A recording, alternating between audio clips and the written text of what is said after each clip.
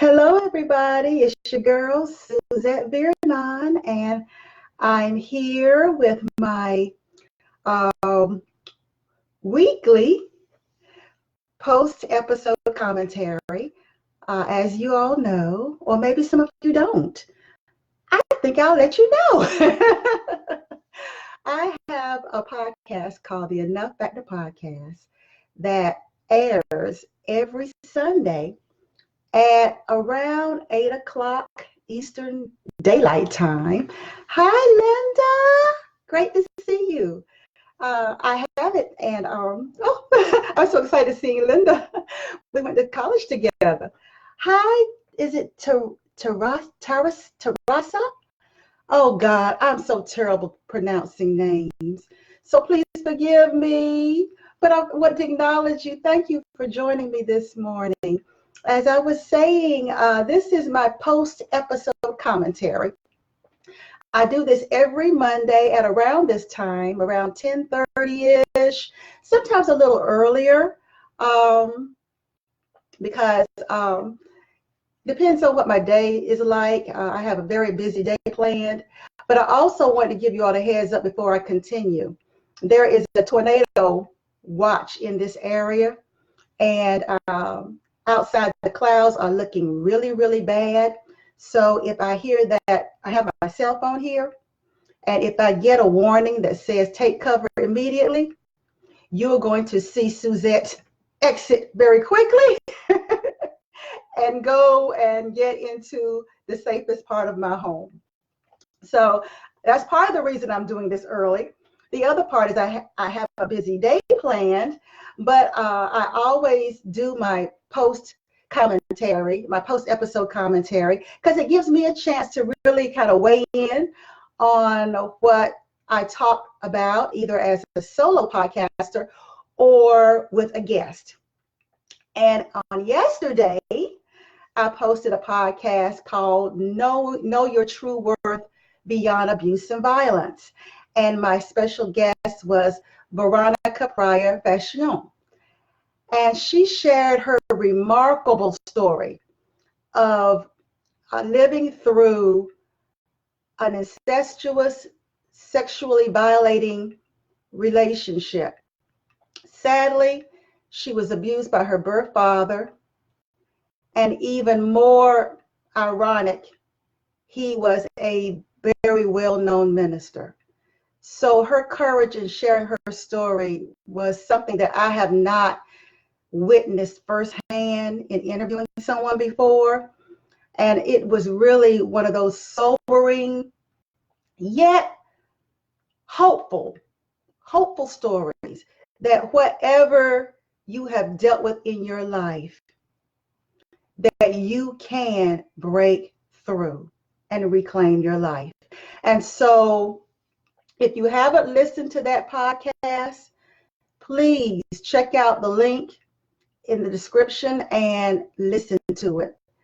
It is one that, whether you've ever been abused or not, if you've ever doubted yourself, if you've ever found yourself in a situation that you felt like you could not make it through, I see some love coming up.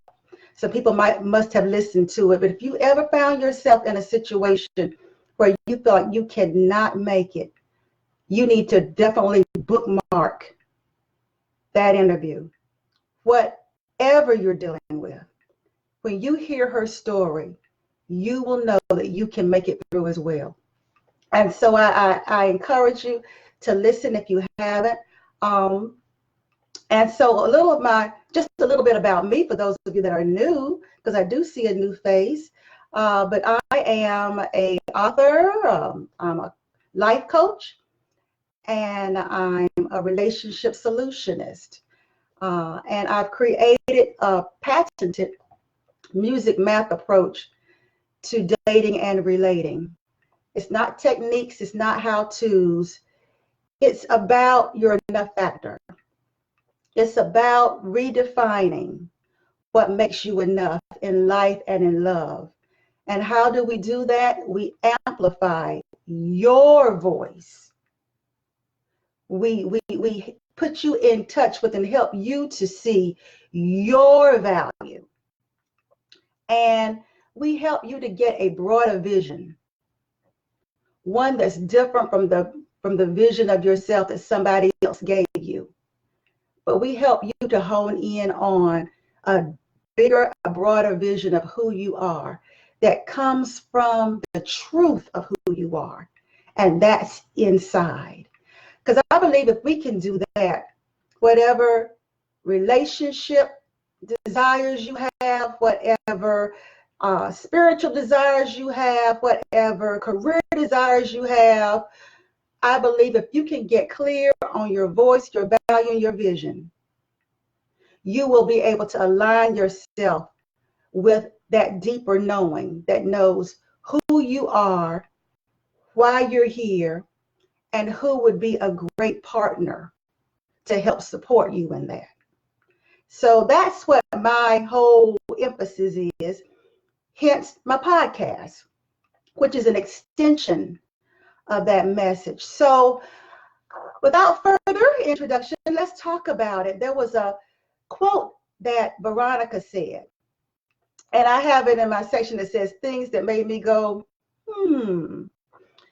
She said, their why doesn't matter to me. I matter more than their why. That was such a powerful statement. And when you listen back to it and hear the whole lead up to it, it will make you go, as well.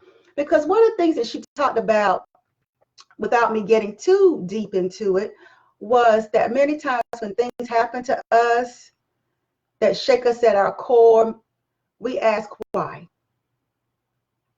That's the worst, 3-letter word that we could ever ask. Why? And we spend so much time trying to figure out why. Why did you do this to me? Why wasn't I good enough for you? Why did you leave? Why did you abandon the kids? Why? Why did this happen? Why did I get this diagnosis? Why? Why did I lose everything? Why? Why? And sometimes we take it inside. What was wrong with me? Why wasn't I good enough? Have y'all ever heard someone say that? Or even in the secret place, you've asked yourself, why wasn't I enough? Why wasn't I good enough? Why wasn't I pretty enough? Why wasn't I smart enough? Why wasn't I savvy enough? Why wasn't I enough?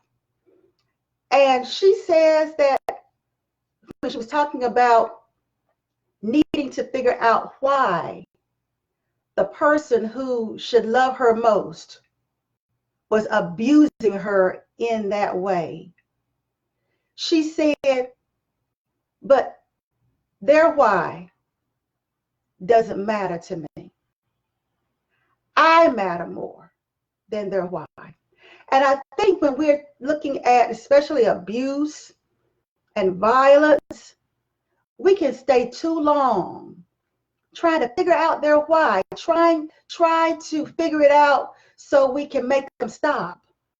Try to figure it out so we can give them what they need so they can love us the way we feel we should be loved, or treat us the way that we feel we should be treated. And we can stay so long and get so wrapped up in their why that we abandon the person that matters the most, us. And that's what made her statement so powerful. Their why doesn't matter to me. I matter more than their why. Because no matter what answer a person gives you for not treating you right, for abandoning you, for rejecting you, for neglecting you, for abusing you, for not treating you the way you desire to be treated, no matter why they give you, you have to matter more than their why. So instead of shifting your focus on them, why did they? The focus has to come back on you. What do I want? What do I desire? What do I deserve? Do I want this? Is this fair to me? You have to settle within yourself that you matter more than their why. And until you matter more than their why, you'll either stay in it, or if you leave it, you'll find somebody else.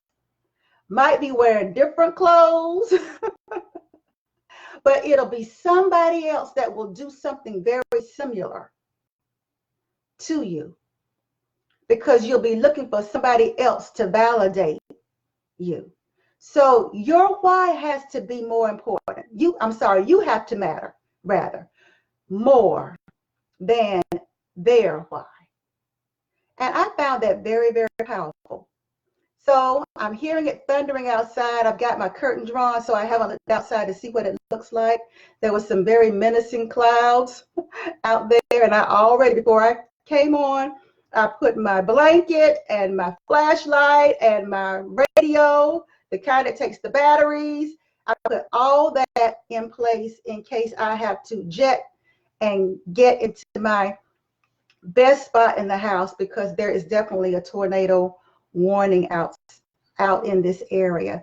And but then there's another part of me that says, but you know what, God, I know I have purpose. And purpose is what's keeping me alive. So sure, I want to be safe, but part of the reason I came on anyway is if something happened to me, I would want the last thing that I did to be that I empowered somebody, that I left a nugget with someone that they could carry on with, that I deposited something real in this world that would outlast me. And the beauty about Facebook Live is even when I'm gone, even when I've transitioned, this video will still go on. So if you have not listened to the podcast, please do. And if you want the fellowship and the accountability of other women who are on this enough journey, who are redefining what makes them enough in life and in love on their own terms. And that's why I think Veronica's interview was so compelling. She had to decide what she wanted on her terms, not what her church family said, not what her family said, not what her father said, not what abusers and violators said, but based on what she wanted on her own terms. And so I encourage you to take a step back. If you're in an abusive situation or in a domestic violence situation and you don't have the courage, the energy, you've been in it so long till it's worn you down, to the point that you're confused. You don't know whether to go, whether to stay, whether to pray, whether to cuss, whether to kick, whatever. You just don't know, because your self-esteem and your self-image has been whittled down so badly that you don't know. The first thing that I encourage you to do is to put something else in your mind. Put in your mind how you want to be treated. If you have to listen to a speaker or a podcast that feeds you what it is you really want, listen to it. Listen to it. Listen to it until it drowns out those self-limiting thoughts and the confusion. Listen to it until you've fed your soul enough that your inner being gets enough energy and strength to stand up inside of you and say, no more. Enough is enough. It starts in your mind. It starts in your mind. If you can't get to a professional, if you can't afford to go to a professional because your whole economy is wrapped up in this person, if you can't afford it, if that person controls everything about your life, the one thing that person cannot control is your mind. You can make a decision to put some earbuds in and listen to something affirming, empowering, to keep listening to someone else in your head that's affirming the desire of your heart,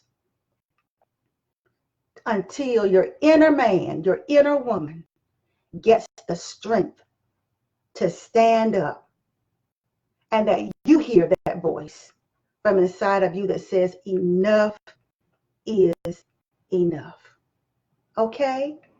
Well, I love you all, and have a great, great day. If you're just tuning in, listen to the replay, and better yet, listen to my podcast. Take care, y'all. Love you. Bye-bye.